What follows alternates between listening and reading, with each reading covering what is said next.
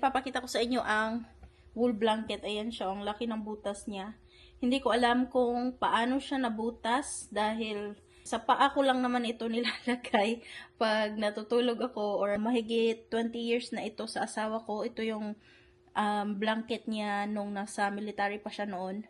So ngayon ay hahanapin namin yung ganitong klaseng blanket na napakaganda talaga as in.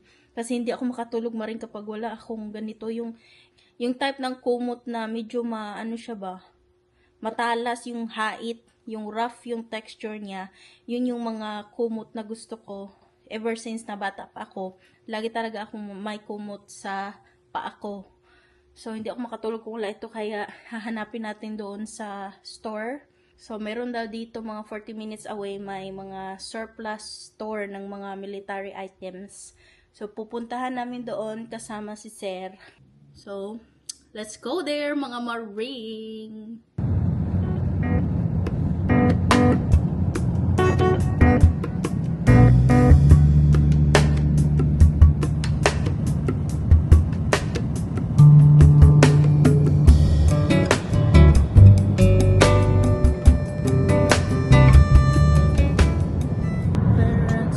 We've been here when we went to the veterans thing, where there's a cemetery for the military.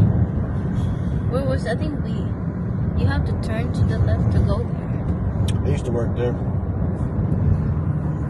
What is that there? They make lawnmower blades. Oh, lawnmower. Nice. Deer mix. That's a really nice house. Nice property. Very big.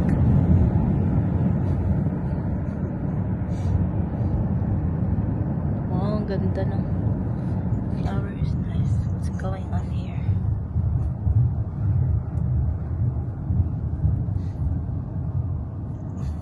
Oh, they're building.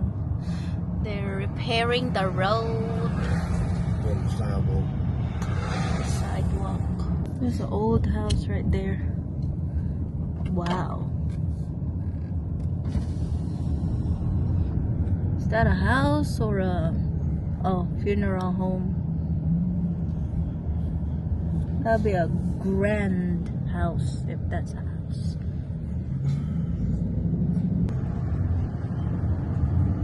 Stop. Stop. I got this too.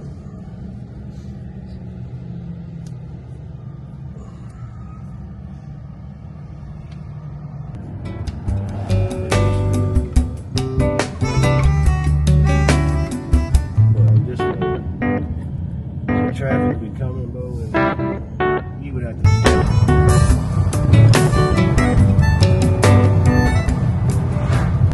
The logs look so scary. It looks like it's about to fall. Is that even tightly done? Oh. Yeah, they just laid it there. Oh my god, that's so... Don't go near it.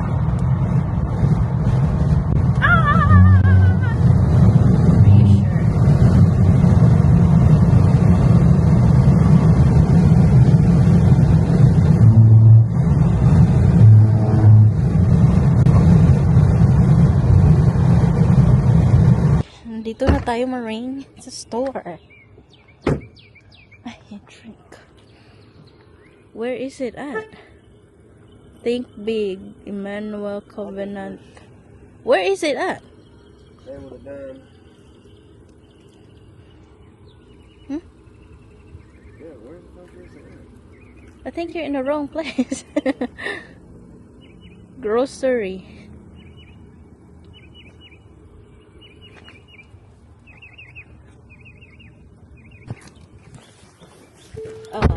Go to the right side. Yeah. 15 and a half. 15 and a half. 15 and a half. I'm about to do 15 years here. So you'll be what? 60? I'll be like 58 when I got out. We're here now at But the Tactical military, supplies. it's not as strenuous as it used to be.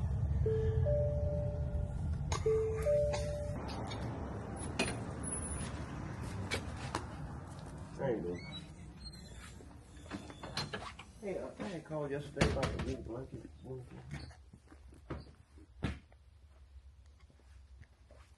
Dami.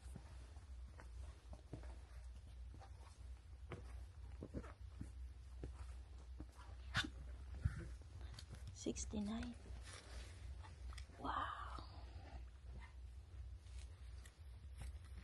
Ang mahal pala. Ito, $69. Blanket is there. That's the one they got. They ain't like the ones we got though. There's no gray, like the gray.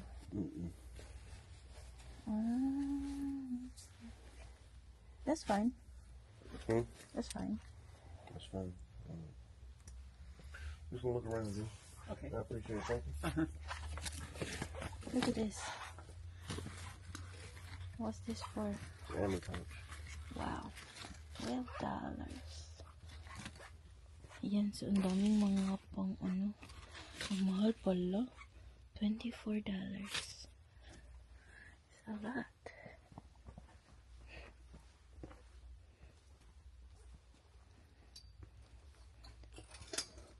What is this web like? Is this issued by the government or you gotta buy it by yourself? No, this is all issued by the government. But you have to pay for it. It's not free. No, you issue. No, this is like secondhand. Ito na yung blanket maring na nabili. Hindi siya the same sa blanket na nasa bahay. Pero okay na to kasi rough pa rin siya. Yan oh. Yung texture niya para siyang rug. Para lang naman siya sa ano, paa. So, used na siya. Ayan. Green. Ano siya, $20. Mag-ikot-ikot tayo dito. Ang daming mga pang-army, mga military. Ang mahal pala ng mga uniform, no? Ng pang-military, Marie. Tingnan niyo, oh, ito siya, oh. Hindi ko alam para saan, pero para siyang jacket. 109. That's so expensive. Why is that so expensive? Oh, that's the Gore-Tex jackets. Yeah, they're expensive. Gore-Tex? Yeah. For what? For rain? And then with the stains on it, oil stains on it. So you won't get wet? Yeah. Well, mostly people come and buy these right here. Well, these not even uniform anymore, but people will buy these to replace something they lost. But that is kind of pricey for us. There's a nice jacket right here. This one here is thick. Nice jacket.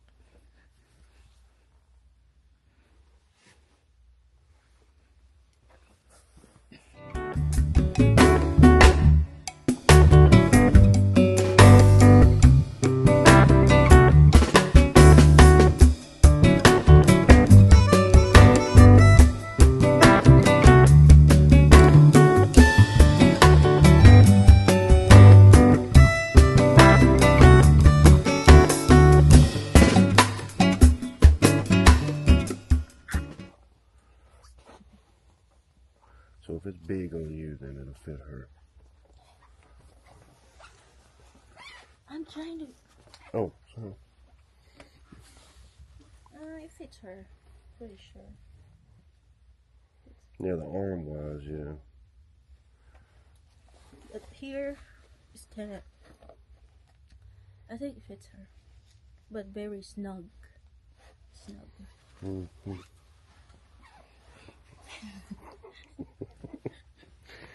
Well, it's not really supposed to be loose because of the You flies. probably think, look how big this is. Grabe. It's so big.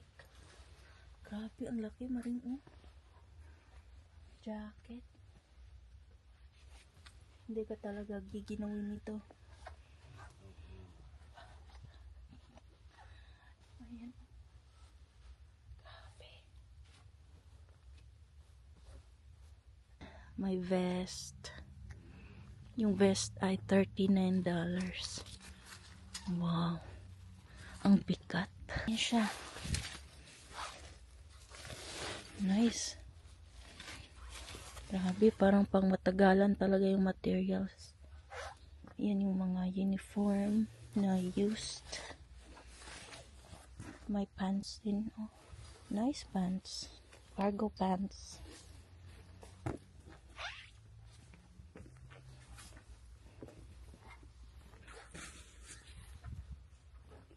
A lot of pants.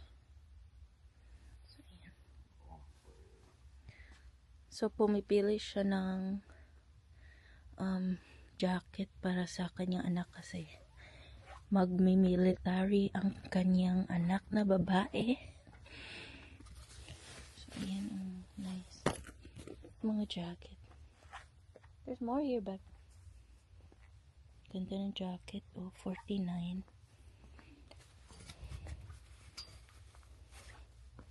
Ang kakapal ng mga jacket. Grabe. They have jackets here.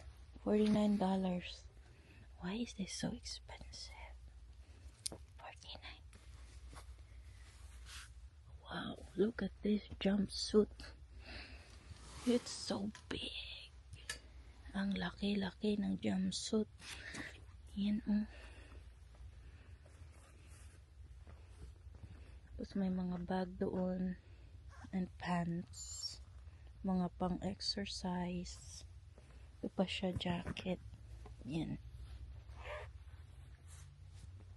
Ito din. $59. Ganda. Yung iba may mga stain. Pero bakit mahal pa rin siya? May mga mancha yung iba.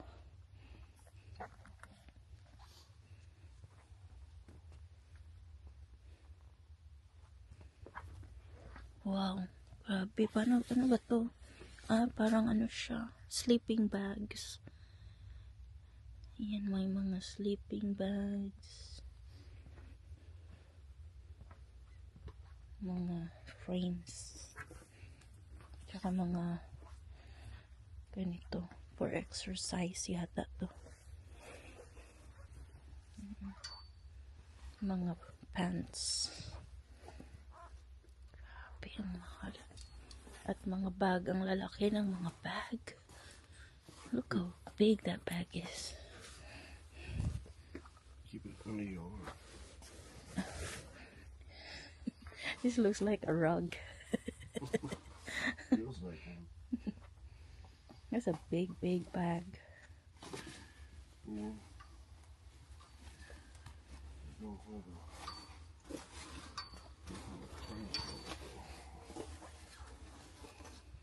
Bag ito na maliit. And this bag here. Ganda nito.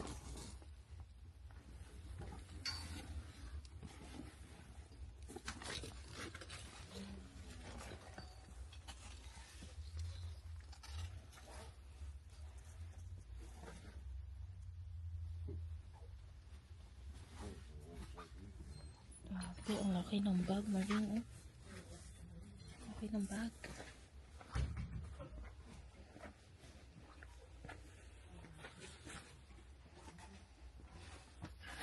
These are like the ones we had. That's the one I got. Yeah. I think you got a bag like this at home. But this one, we don't have the metal racks. We don't have the frames that they go on.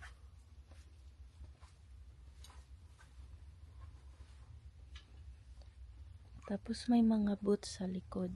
Boots.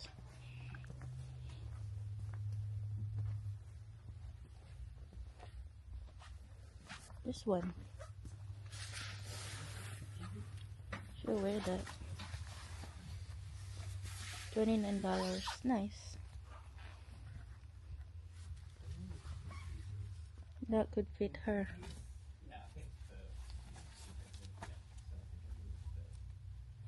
For like jogging. Mm-hmm. Small, short. Nice jacket. Yeah, I might bring her up here.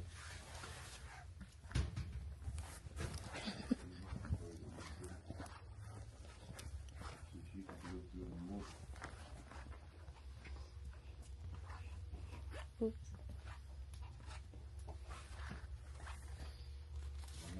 Tents. The tent. Mm-hmm. Those are really big boots.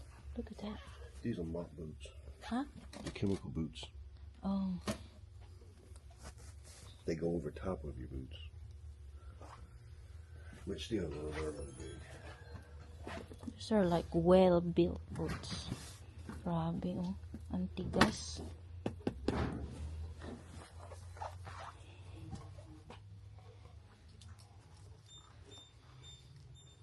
Nice shoe. It's an 8.5. And there's black boots. Hiking boots? Yeah. Or what is this?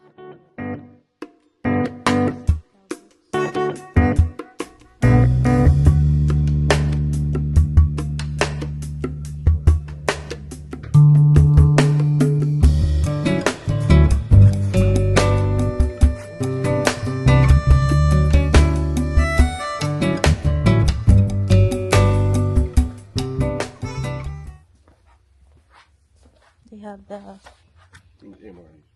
MRE. $8 each.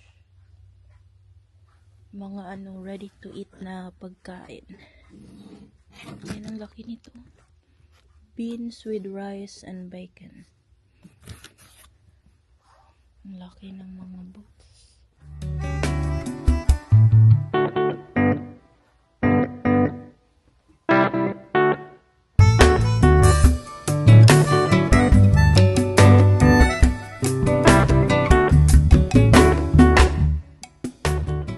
So, yan yung asawa ko ay nag-apply siya para bumalik sa military. So, iniisip niya kung babalik ba siya or hindi.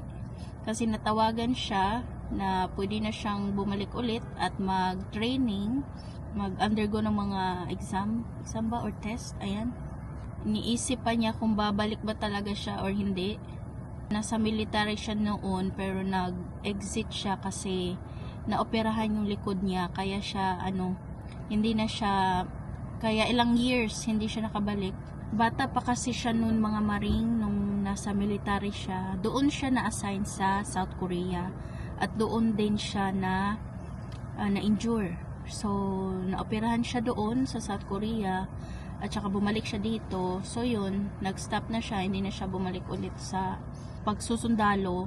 So ayan, ngayon nag-apply siya ulit at natanggap naman siya at may mga waiver sa kanyang edad. So wini-weigh pa niya kung saan ba ang mas maganda. Ayan na, nag-open na ang store. Open na sila.